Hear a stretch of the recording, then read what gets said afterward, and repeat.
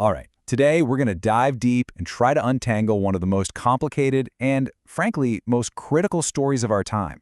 We're talking about the shifting allegiances between Russia, China, and the Western alliance, NATO.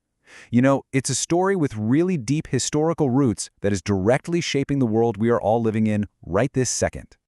And this quote right here from Vladimir Putin, it gets to the very heart of the issue. He said this the very same week that Russia annexed Crimea back in 2014. And this one sentence, it really just captures the core of Russia's modern grievance. This deep-seated feeling of being encircled, of being threatened by a military alliance it actually once tried to be partners with. You look at the world today, and it's so easy to just assume this was, well, inevitable, right? Russia and China on one side, NATO on the other. It feels permanent. But what if I told you that for most of the last 75 years, this exact alignment would have been considered totally impossible? That's the big question we're going to dig into today. So our story really kicks off right after World War II, with two communist giants who started out as the closest of friends and then somehow became the most bitter of enemies. Okay, so it's 1949. Mao Zedong's communists have just won the civil war in China.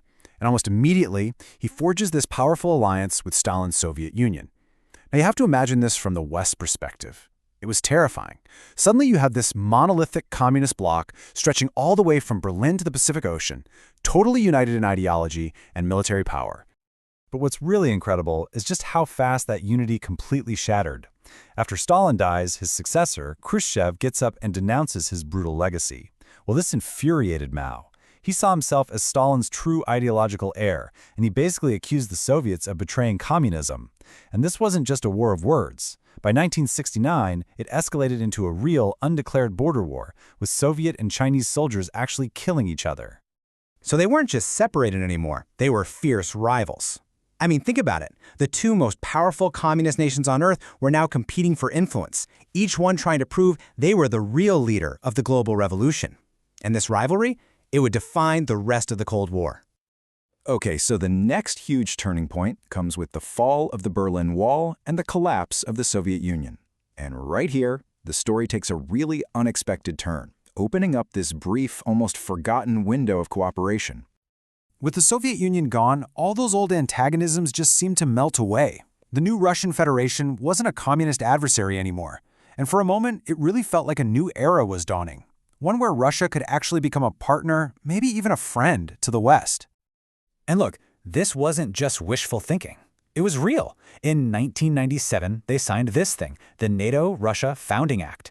It created a permanent council where Russia and NATO could actually work together.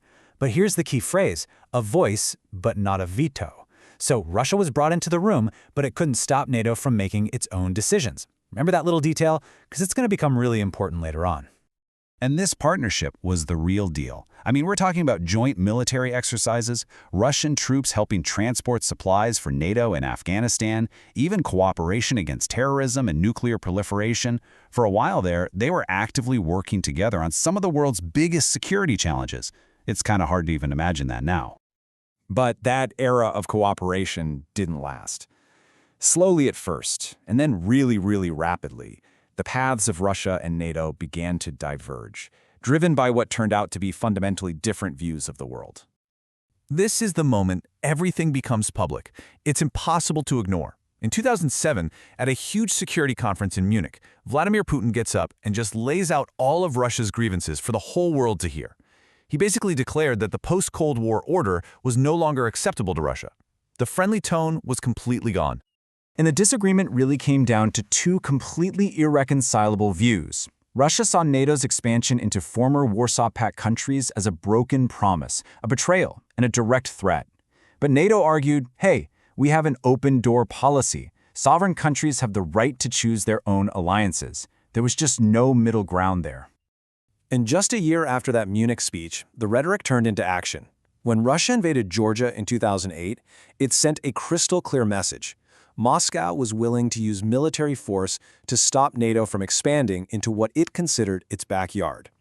This was a huge shock to the system, and it effectively froze any serious talk of Georgia or Ukraine joining the alliance for years.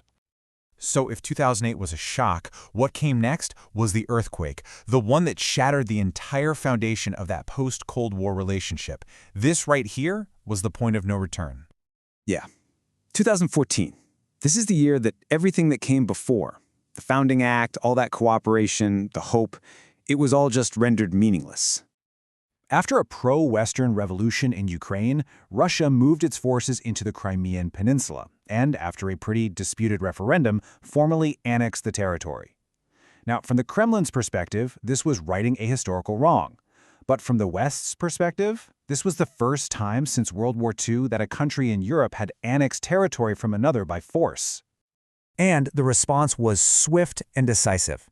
NATO immediately called the annexation illegal. Bam.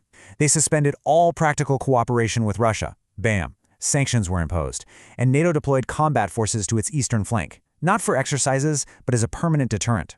The partnership was officially dead. And just like that, the book was closed on that brief, hopeful experiment that had started back in the 1990s. It was over. So this complete and total breakdown between Russia and the West, well, it directly set the stage for the world we're all living in today. Here's how those final dots connect. If the 2014 annexation set the stage, then the 2022 full-scale invasion was the dramatic, explosive final act. It triggered a level of Western sanctions and political isolation we hadn't seen even during the Cold War, and it effectively cut Russia off from the Western-led global system.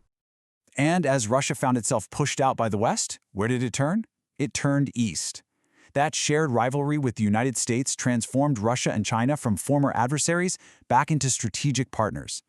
The very same alignment that was fractured by ideology back in the 1960s was now rebuilt, this time on a shared opposition to NATO and the current world order. And so that brings us to the great question for our century. We've watched these two powers go from brothers in arms to bitter enemies and now to incredibly close partners. But given this volatile history, is their new alignment actually permanent? Or is it just a temporary marriage of convenience? One destined to fracture once again under the weight of their own ambitions? Honestly, the answer to that is going to define all of our futures.